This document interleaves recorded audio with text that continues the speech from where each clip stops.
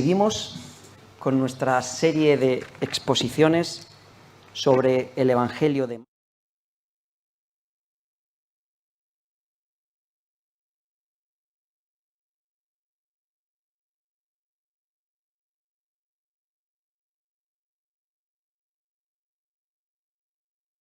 Y lo hemos titulado así: Alegraos, el Rey está entre vosotros. Así es. Muy bien, antes de empezar me gustaría contaros una pequeña anécdota. Hace 18 años yo asistía a una pequeña iglesia aquí en un pequeño pueblecito en Cataluña, porque mi mujer se congregaba allí. Éramos novios por entonces y bueno, yo la acompañaba. Recuerdo que enfrente de la iglesia había un bar y claro, acostumbrábamos los hermanos a reunirnos en el bar antes de las reuniones, charlar un poquito antes del culto. Así que cuando terminábamos de tomar nuestros cafés, incluida Gloria, todos marchaban y entraban en la iglesia. Pero yo siempre me quedaba el último. Me quedaba el último y me pedía otro café, a pesar de que ya me había tomado uno y posiblemente me había tomado dos más en casa. Así que yo siempre entraba al final. Y la iglesia ya había empezado con las oraciones. Ocurre que también molestaba a la gente, porque no era como en esta iglesia, que son bancos individuales, ¿no? Que son sillas individuales. Allí había bancos corridos y entonces, claro, yo movía a la gente hasta que me situaba al lado de Gloria. Claro, Gloria me llamaba la atención, porque aquello era una falta de respeto a toda la congregación. Y al pastor también, bueno, a toda la congregación. Mi actitud evidenciaba que aquello para mí no significaba nada. Yo no celebraba. Además había un ambiente fúnebre, lo recuerdo, había un ambiente fúnebre. Fue por motivo de la gracia del Señor que necesitaba aprender inglés. Y entonces recuerdo que hice un viaje a Winchester, a Inglaterra, y mi sorpresa fue muy grande. Busqué una iglesia donde reunirme, porque era lo único que tenía claro por aquel entonces, que me tenía que reunir. Y el Señor me sorprendió, porque en aquella iglesia descubrí que había gozo, que se celebraba verdaderamente en el culto de adoración por estar delante de la presencia del Señor. Y bueno, esto es lo esperado cuando estamos delante de la presencia de Cristo. Es esperado que nuestros corazones se llenen de gozo y no de ambiente fúnebre y de tristeza. Y esto es lo que vamos a ver en el texto de hoy. Vamos a leer el texto. Dice así la palabra del Señor, en Marcos 2, del 18 al 22.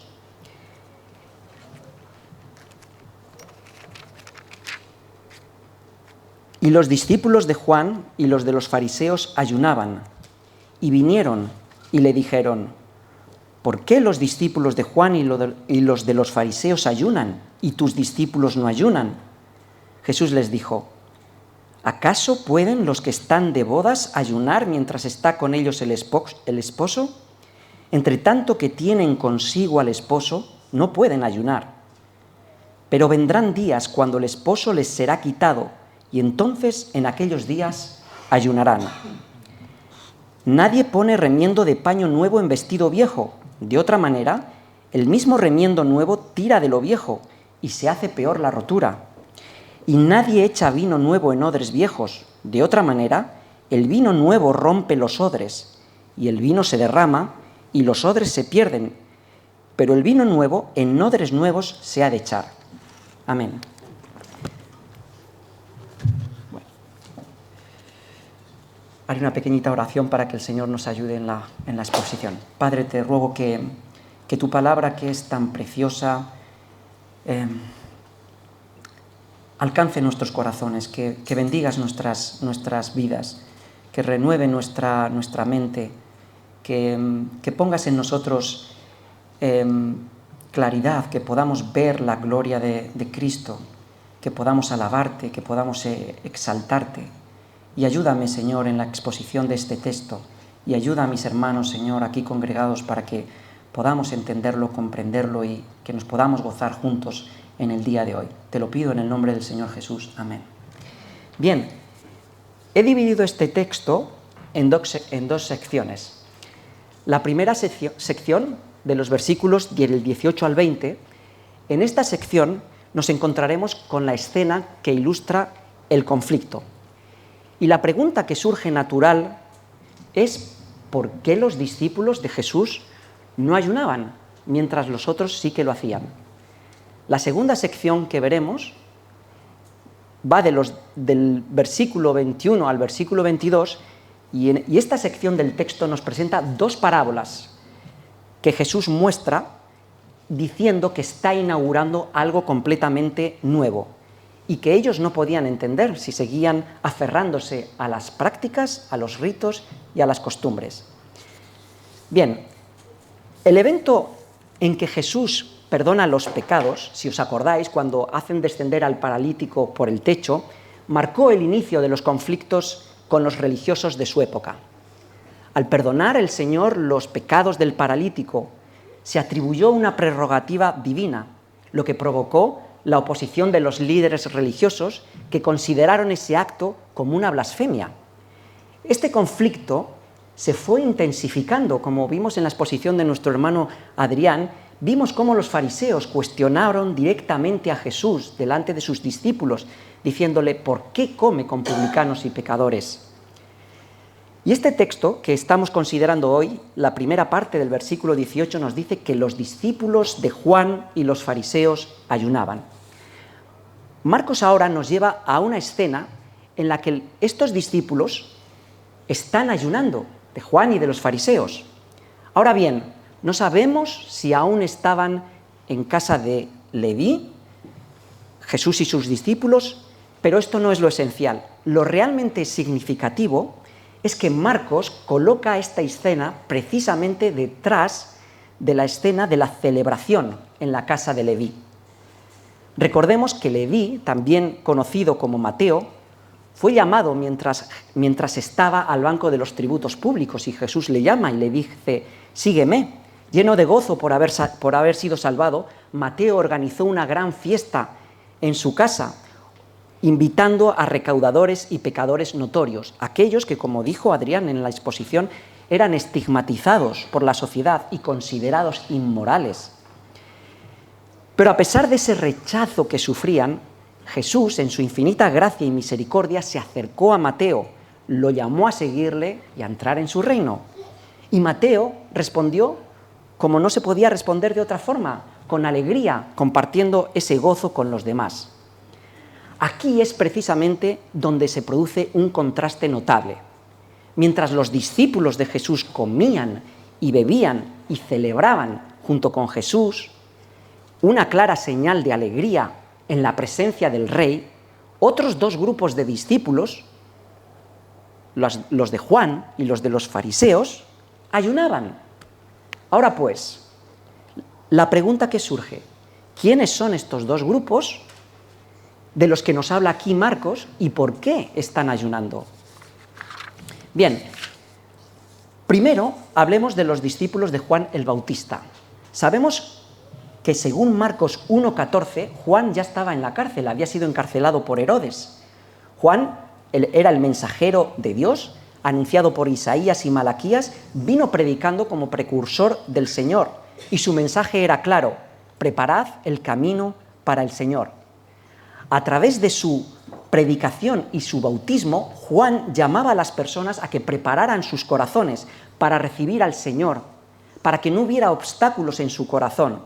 Así que su bautismo era una señal de arrepentimiento. Los que se bautizaban decían: queremos abandonar nuestra vida, nuestros pecados y volvernos a Dios. Así que por el estilo de vida de Juan y su llamado al arrepentimiento, es casi seguro que Juan practicaba el ayuno, el bautismo también. Y en esta práctica del ayuno lo seguían sus discípulos.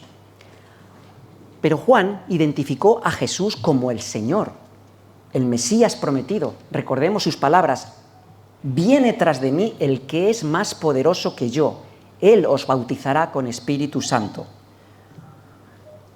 Dada esta clara identificación que hizo Juan de Jesús como el Señor, pues uno podría esperar de manera natural que sus discípulos, los de Juan, le siguieran. Sin embargo, muchos de ellos se mantuvieron como grupo separado incluso después de la muerte y la resurrección de Cristo. ¿Os acordáis? En Hechos hay una escena. Qué extraño, aún considerando la popularidad a la que había llegado la persona de Jesús en ese momento. Él había sanado enfermos, había sanado al leproso, ataba demonios, los expulsaba, al paralítico, predicaba con gran autoridad que el reino de Dios había llegado. La gente se asombraba tanto de su doctrina como de sus milagros. Era evidente, como decía Juan, que ese más poderoso que él estaba en medio de ellos. Entonces, ¿por qué ayunaban sus discípulos? Podemos dar dos razones principales. Primero, como hemos dicho, su maestro Juan había practicado el ayuno, era un asceta Juan, así que el ayuno era para él una forma adecuada de expresar el arrepentimiento y sus discípulos pues limitaban, por esta razón estaban ayunando. Segundo, la segunda razón por la que sus discípulos posiblemente estaban ayunando, los de Juan, es porque ahora que su maestro estaba en la cárcel, tal vez encontrarían el ayuno como una necesidad de seguir expresando su dolor y aflicción por su maestro que estaba encarcelado. Ahora hablemos del segundo grupo de discípulos que nos dice que ayunaban, los fariseos y sus discípulos, o bien, mejor podríamos decir, los discípulos de los escribas que eran fariseos. Los fariseos eran vistos como guardianes y sucesores autorizados de la ley. Aunque eran un grupo muy pequeño, ellos tenían una influencia muy grande en la sociedad. Según el historiador judío Flavio Josefo, dice que eran extremadamente influyentes entre las personas del pueblo. Eran conocidos por seguir rigurosamente la ley mosaica y muchas otras tradiciones orales que habían añadido en torno a la misma a lo largo del tiempo. Esta devoción a la ley los llevaba a confiar en sí mismos, a sentirse más justos y merecedores del favor de Dios. Además, creían que la resurrección era un premio, una especie de recompensa por haber vivido rectamente. En cuanto al ayuno, bueno, los fariseos habían regulado muchos tipos de ayuno. Hacían ayunos para lamentar tragedias nacionales, hacían ayunos para los tiempos de crisis, para afligirse por las guerras, por las sequías, por las hambrunas. Ayunos también autoimpuestos, por razones de tipo personal. Pero, sin embargo, la ley solamente establecía un ayuno, y un ayuno al año. Según Levítico 16, ese día era el día de la expiación, o en el Yom Kippur. En ese día, dice la ley, que sí debían de afligirse y ayunar. En ese día, un sacerdote ungido haría la expiación por los pecados del pueblo. Además, en la parábola del fariseo y el publicano, no sé si la recordáis, en Lucas 18, se nos dice que los fariseos ayunaban 2 veces por semana, multiplicando por el número de semanas al año, 104 ayunos al año. Imaginaos la cantidad de ayunos que habían regulado, todos los que hemos hablado anteriormente, más estos 2 tipos de ayuno que hacían cada semana. Así que en la sociedad en la época de Jesús veía el ayuno como una manifestación exterior de la piedad religiosa. Y aunque en su día el ayuno fue un signo de expiación del pecado y de humillación ante Dios, había perdido mucho en esta época su significado, porque dada la influencia de los fariseos, en aquella época el ayuno se consideraba más bien como una especie de uno es íntegro y uno es verdaderamente piadoso.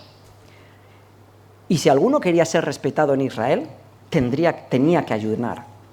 Si bien Jesús no se opuso al ayuno, si os acordáis, en el desierto él ayunó, él mismo lo hizo y él habló. Su enseñanza más notable del ayuno se encuentra en el Sermón del Monte, si recordáis, pero es precisamente aquí, en esta enseñanza sobre el ayuno, que él aprovecha para denunciar la hipocresía de los fariseos, porque ellos desfiguraban sus rostros, mostraban semblantes de tristeza para que los demás los vieran y para que supieran que estaban ayunando. Se pintaban, se vestían mal y así la gente sabía que estaban ayunando. ¿Qué buscaban? Ser vistos y alabados por los demás. Así que, resumiendo, tanto los discípulos de Juan como los de los fariseos, ayunaban, cada uno con sus tipos de razones y trasfondos. Y es precisamente en este contexto donde Marcos nos muestra el contraste entre estos modelos de religiosidad y la alegría que estaban manifestando los discípulos de Jesús por estar en la presencia del Señor. Así que dice la segunda parte del versículo 19 que vienen y le preguntan a Jesús ¿por qué ellos ayunan? ¿Por qué tus discípulos no ayunan?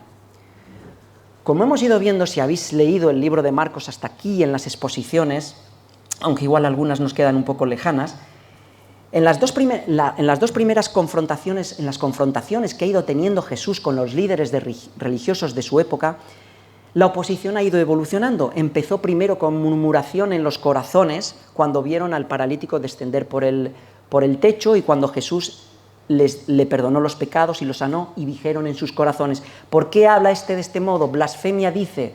¿Quién puede perdonar pecados sino solo Dios? Luego su crítica se hizo un poco más abierta. Fueron a los discípulos y le dijeron: ¿qué es esto que él come con publicanos y pecadores? Y ahora llegamos a una confrontación verbal directa con Jesús. La pregunta que aquí plantean, ¿por qué los discípulos de Juan y los de los fariseos ayunan y tus discípulos no?, parece como que están cuestionando más bien la práctica de los discípulos de Jesús, pero también están desafiando la autoridad de Jesús sobre su enseñanza. Es como si le dijeran: si tú eres ese divino maestro enviado por Dios y vienes anunciando el reino de Dios, perdonando pecados, atando demonios, expulsándolos, ¿cómo no enseñas a tus discípulos a ayunar? ¿No crees que tú y tus discípulos deberíais más bien prestar atención a las prácticas tradicionales de piedad en lugar de comer y beber en banquetes? Es evidente que estos hombres estaban molestos y posiblemente perplejos. En el caso de los fariseos, imaginaos, su imagen de piedad y de religiosidad quedaba en entredicha. Seguramente que esta celebración, que ocurrió en casa de Mateo, en la casa de Leví, y esta fiesta que organizó Mateo coincidió en el tiempo con uno de los muchos ayunos que esta gente practicaba.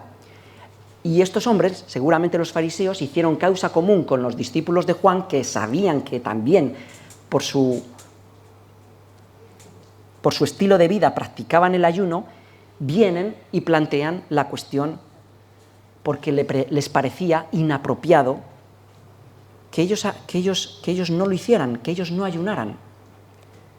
Sin embargo, tanto Juan el Bautista como Moisés, podemos decir que Moisés en cierto sentido era el maestro de estos escribas y fariseos, y Juan el Bautista el de sus discípulos, ellos habían señalado a uno más grande. Tras 400 años de silencio profético, uno más poderoso que Juan el Bautista y un profeta más grande que Moisés estaba delante de ellos. El Mesías por el que tanto habían suspirado había venido.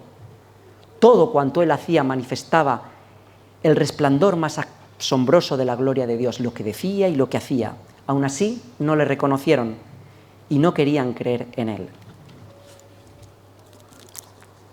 Ahora veamos la respuesta de Jesús en el versículo 19.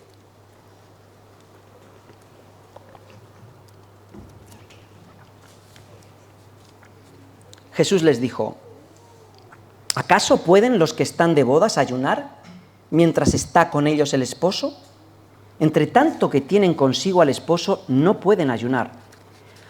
A primera vista, parece como que Jesús está solamente defendiendo a sus discípulos ante aquellos que los están acusando de no seguir las costumbres, los ritos y de estar lejos del modelo de religiosidad legalista y ascetista que tanto unos como otros practicaban. Sin embargo, su respuesta va mucho más allá, lo vamos a ver. Jesús responde a esa pregunta con otra pregunta retórica que él mismo contesta.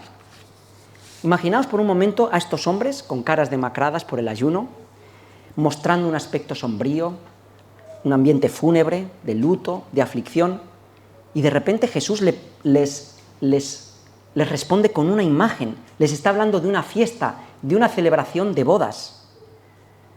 Los que están de bodas son sus discípulos y muchas veces se suele traducir como los amigos del esposo.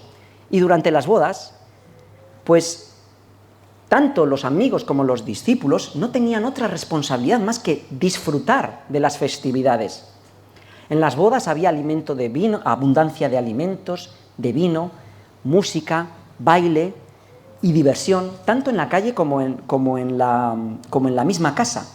Era un tiempo en que incluso los rabinos dejaban la instrucción de la Torá para que sus alumnos pudieran unirse a las celebraciones de las bodas y no hubiera absolutamente nada que los impidiera disfrutar del evento. Así que cualquier pensamiento sobre el ayuno durante la boda era inapropiado. Jesús hace énfasis en el esposo. Si veis, lo menciona 2 veces en el versículo 19. La presencia del esposo, les está diciendo, es lo que hace todo diferente y cambia la situación. No está discutiendo Jesús con ellos que estos hombres ayunasen. No les dice nada de esto.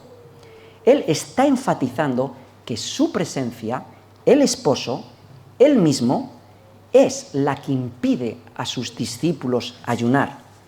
Y hacen de este una ocasión inapropiada en este momento.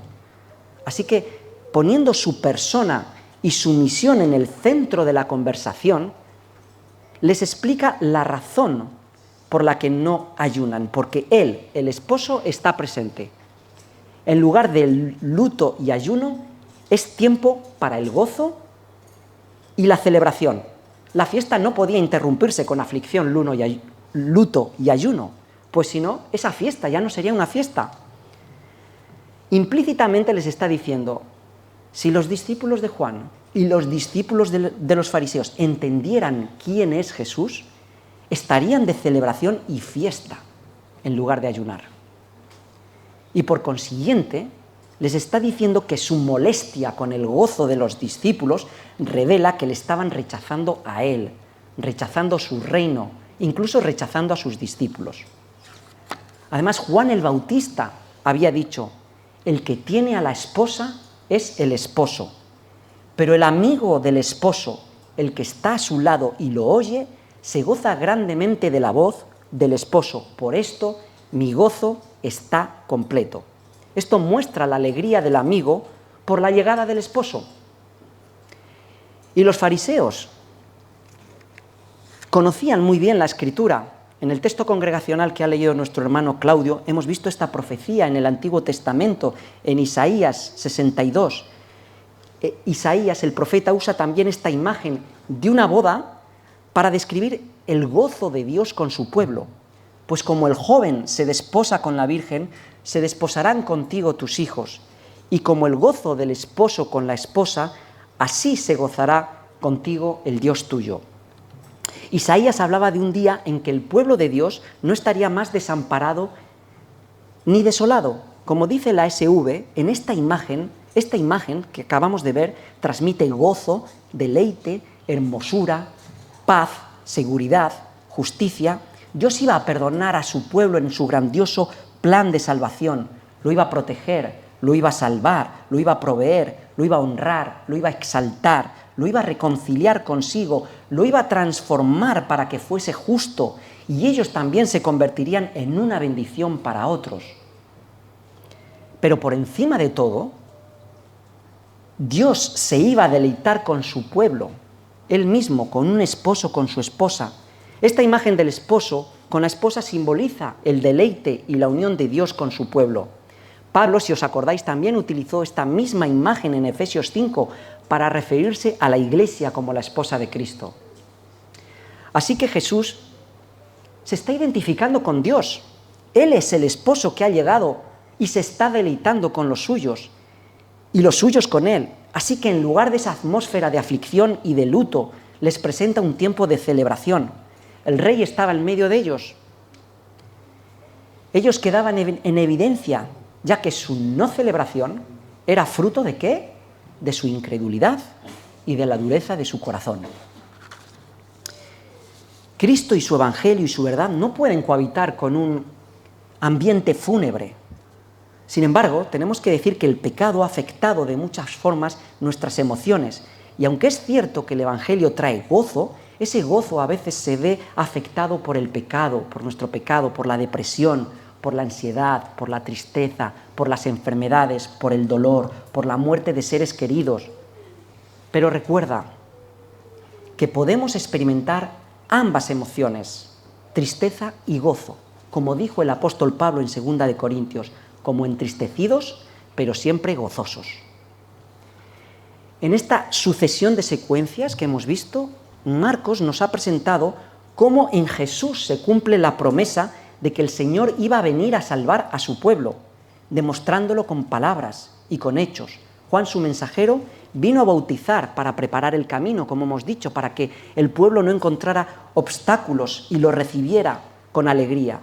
Inmediatamente de perdonar pecados al leproso y de sanar al paralítico y de sanarlo, muestra su autoridad, llama a Leví y extiende su gracia, su escandalosa gracia, como dijo nuestro hermano Adrián en su predicación. Extiende su escandalosa gracia a todos aquellos que reconocen que están enfermos por el pecado y que necesitan de un Salvador. Y ahora, al identificarse como el esposo divino de Israel, revela que el tiempo de luto, de aflicción y de llanto ha terminado y es tiempo de celebración y ese tiempo había llegado.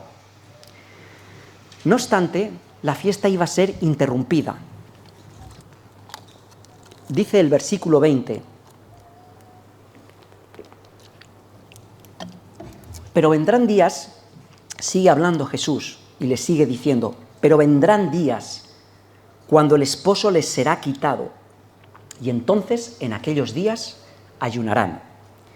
Para entender plenamente esta afirmación necesitamos recordar que Jesús está citando directamente la profecía en Isaías, capítulo 53, versículo 8, donde dice, por cárcel y por juicio fue quitado. Este versículo es la primera vez en el Evangelio de Marcos en que Jesús se refiere a sí mismo como el siervo sufriente. De hecho, la serie de Marcos fue titulada El triunfo del siervo sufriente. Aquí Jesús está señalando que la celebración actual con él como esposo tendría una interrupción. Habrá un tiempo en el futuro cuando, no de una manera leve sino violenta, tendrían que interrumpir la celebración. El reino de Dios había llegado, sí, pero no de la forma en que todos esperaban del Mesías, porque aún quedaba un día de angustia y de dolor por el esposo y de tristeza y aflicción para los que estaban de bodas. Este era un claro anuncio de su muerte y de su resurrección. Llegaría un día en que llorarían, lamentarían, cuando el esposo les fuera quitado. Aunque el reino de Dios había llegado y su rey, y era tiempo de festejo, la verdadera tristeza y el ayuno sería apropiado cuando su rey fuese arrebatado violentamente para cumplir su misión de perdonar nuestros pecados y vencer la muerte. Si os acordáis, la ley, como ya dijimos, establecía ese día de ayuno, el día del perdón, en el Yom Kippur, el día de la expiación, en el Yom Kippur. Dice la Escritura que en ese día el sacerdote ungido y consagrado se vestiría las vestiduras sagradas y haría expiación o perdón por los pecados del pueblo. A ese día está refiriéndose aquí a Jesús. Sabemos que la víctima sería un cordero, el cordero que quita el pecado del mundo, al cual también Juan identificó en Jesús. Por tanto, podemos contemplar y ver aquí a Jesús como el Señor, como el siervo sufriente del Señor, como el sacerdote y como el sacrificio que sería llevado violentamente al altar del sacrificio, sería atado y clavado en una cruz. En ese día de la expiación sí será conveniente y razonable que ayunen, pero hoy, mientras estoy presente, el esposo es inapropiado. Hoy, como hemos reiterado, debían gozarse y alegrarse. Y los oyentes originales de este evangelio eran romanos. Marcos escribió para ellos. Posiblemente ya habían empezado a sufrir algún tipo de persecución en el imperio y encontrarían estas palabras como una gran fuente de consuelo. a pesar de las tristezas y de las dificultades, podían alegrarse sabiendo que en Jesús, el Hijo de Dios, habían sido perdonados y ellos eran el deleite de Jesús. Estaban unidos para Él, para siempre, por un lazo irrompible, sellado por el derramamiento de su sangre. En Él tenían a un esposo fiel y leal que odia el divorcio y que los amó hasta la muerte. Incluso si llegasen a experimentar la cruz, la peor de las muertes reservadas en el imperio para los más despreciados, ellos podrían regocijarse en Cristo porque su mismo Rey voluntariamente se entregó a esa misma muerte, no como una víctima de la injusticia romana, sino para que su pueblo, incluso aquellos que llegaran a sufrir la misma muerte, encontraran alegría y vida eterna. Por tanto, tenían motivos para regocijarse y gozarse en el Hijo de Dios, a pesar de los desafíos que estaban enfrentando. Pensad que para nosotros es lo mismo. Así es para todos los que le reciben. Después de hablar de la presencia del esposo y las festividades que acompañan su llegada, Jesús continúa con dos parábolas que ilustran aún más el cambio radical que Él trae. Dice que nadie pone remiendo de paño nuevo en vestido viejo. De otra manera, el mismo remiendo nuevo tira de lo viejo y se hace peor la rotura. Y en el versículo 22, y nadie echa vino nuevo en odres viejos, de otra manera, el vino nuevo rompe los odres y el vino se derrama y los odres se pierden, pero el vino nuevo en odres nuevos se ha de echar. Las parábolas eran una herramienta común en la enseñanza de Jesús. Él las usaba junto a ejemplos de la vida cotidiana para comunicar verdades profundas de forma metafórica. En la primera parábola, Jesús habla de la incompatibilidad entre un remiendo de tela nueva y un vestido viejo. Pensad, más bien, entre un remiendo de tela nueva. Pensad en lo que sucede cuando se pone un parche, un remiendo de tela nueva que no ha sido aún lavada, en un vestido viejo. Al lavar el vestido, el remiendo de la tela nueva se encoge y al encogerse tira del vestido viejo, provocando una rotura mayor. Con esto Jesús ilustra cómo lo nuevo no puede simplemente añadirse o amoldarse a lo viejo sin causar un daño mayor. No es posible fusionar ambas cosas sin que haya consecuencias peores. Y en la segunda parábola, Jesús utiliza el ejemplo de los odres. Los odres eran pieles de animales usadas para almacenar el vino, dado que en ese tiempo pues, no hacían como hoy. No se ponía el vino en barricas de roble donde iba a fermentar, ni tampoco se ponía en botellas de cristal. Los odres viejos ya habían perdido la elasticidad porque habían contenido vino que había sido fermentado y habían perdido su elasticidad con el tiempo y no podían soportar la presión del vino nuevo en fermentación. Si se almacenaba, estos odres inevitablemente se iban a reventar y el vino se iba a caer y se iba a echar a perder tanto los odres como el vino. Así que el vino nuevo debía ser puesto en odres nuevos, fuertes, elásticos, resistentes, capaces de sufrir ese proceso de la fermentación. ¿Qué les estaba queriendo decir Jesús con estas palabras? Porque no son simples ilustraciones aisladas. Jesús las está contando justo en este contexto inmediatamente anterior, inmediatamente a continuación de la discusión. Ahora lo que Jesús está diciendo es que Él es el vino nuevo y Él es el paño nuevo. Jesús, que estuvo predicando que el reino de Dios se ha acercado, deja claro que Él ha inaugurado algo completamente nuevo. El reino de Dios no podía ser contenido en las viejas estructuras religiosas del judaísmo, ni limitado por las antiguas costumbres. La llegada de Jesús marcaba el inicio de una nueva era, de un nuevo pacto, una nueva Pascua, a través de su vida y de su muerte. Y esta sería la manera de relacionarse con Dios. Dios iba a hacer algo completamente nuevo y glorioso. Los fariseos y escribas, particularmente con su exaltación de la ley, los ritos, los aspectos ceremoniales y todo el conjunto de ordenanzas que habían regulado en torno a ella, habían demostrado cómo su enseñanza era inútil, era inservible, era vieja.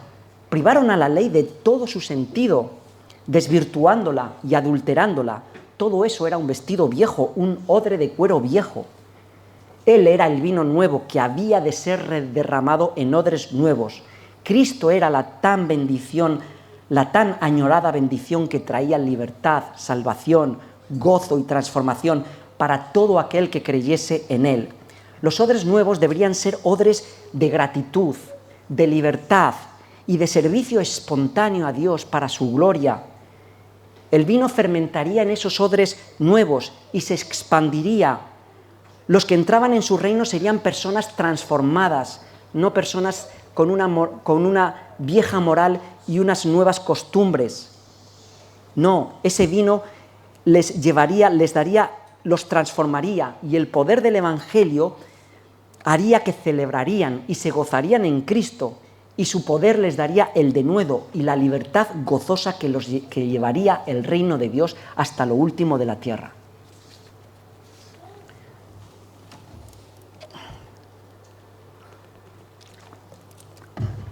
¿Qué lecciones podemos sacar de este pasaje?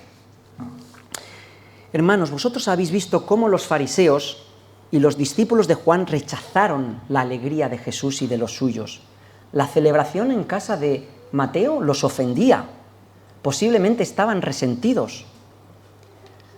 Así que debes saber que la oposición y el rechazo que Jesús enfrentó también te alcanzará. Cuando otros observen tu libertad, tu alegría y tu esperanza en medio de un mundo que le rechaza, es probable que experimentes esta oposición, envidia y resentimiento y celos, tanto por parte de los religiosos como de los no creyentes. No te sorprendas por ello, más bien recuerda lo que dijo el Señor en el Sermón del Monte.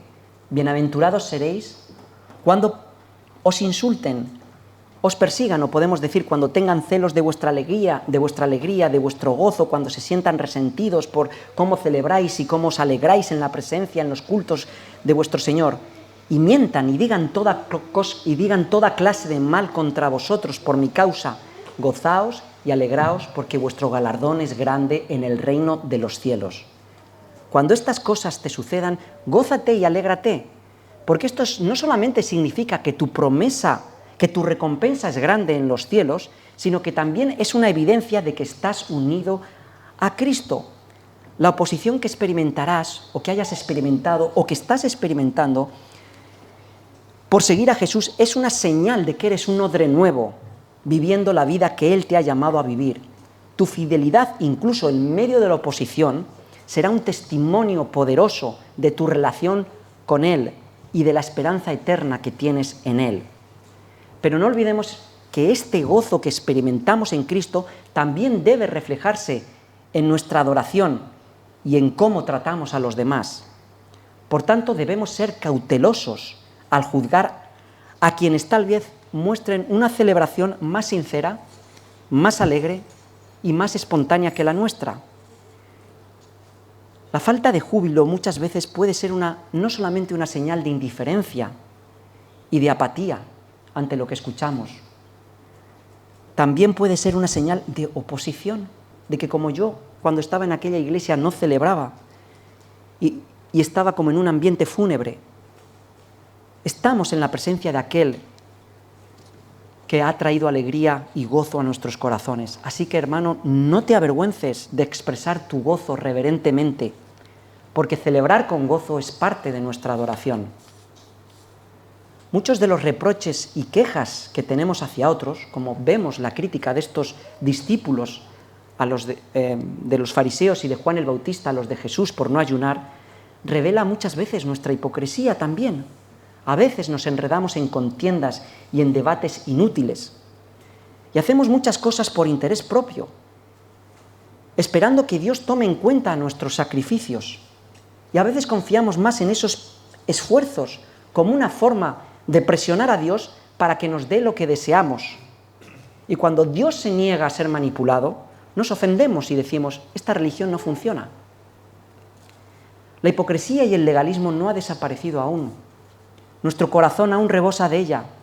Si sigues teniendo la necesidad de que otros noten tu espiritualidad, vean tu piedad, todavía eres un esclavo, dependiendo de la opinión y de la consideración de los demás.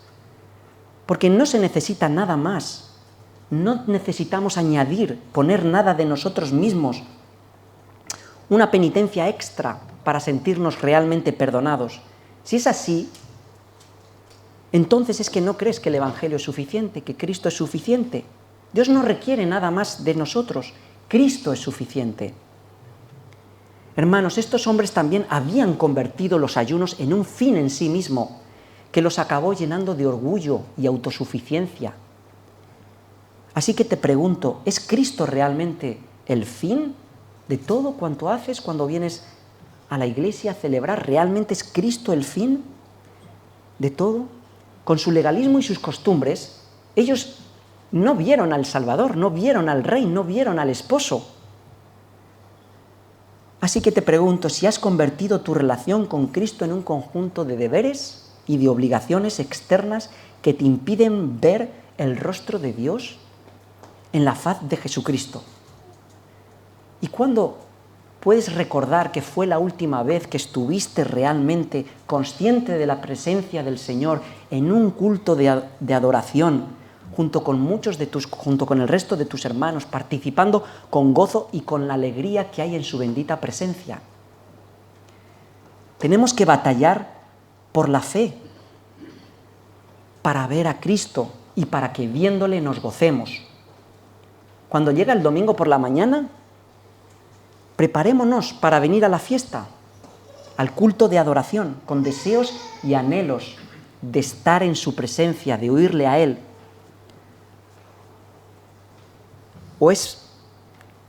O dices, ¡ay, qué fastidio otra vez la escuela bíblica, la reunión de oración, la reunión de mujeres, la reunión de hombres! ¿Es todo eso para ti una imposición que solamente cumples por obligación? Los odres nuevos, aquellos que han recibido el vino nuevo del Evangelio, deben ser agradecidos, generosos y vivir una vida que refleje el gozo de estar en la presencia de Cristo, que es el signo distintivo del Evangelio. Alégrate allí donde el Señor te haya puesto. Haz todo con reverencia y gozo a Él, a aquel que se ofreció en tu lugar. Disfruta y recuérdate que Él está contigo, como Él dijo, yo estoy con vosotros todos los días hasta el fin del mundo. El gozo es un fruto del Espíritu. No lo podemos fabricar, no podemos autosugestionarnos, es un don de Dios. El gozo está en Cristo y surge de estar con Él, de valorarlo y atesorarlo en nuestro corazón, de vivir el Evangelio y asombrarte y conmoverte por lo que Él ha hecho por nosotros. Como dice el Salmo 16, en su presencia y plenitud de gozo, delicias a su diestra para siempre. Cristo es la suma de todo lo bueno y deseable, de todo lo que queremos alcanzar. En Él podemos alcanzar paz, solaz, descanso, perdón, misericordia, amor, consuelo.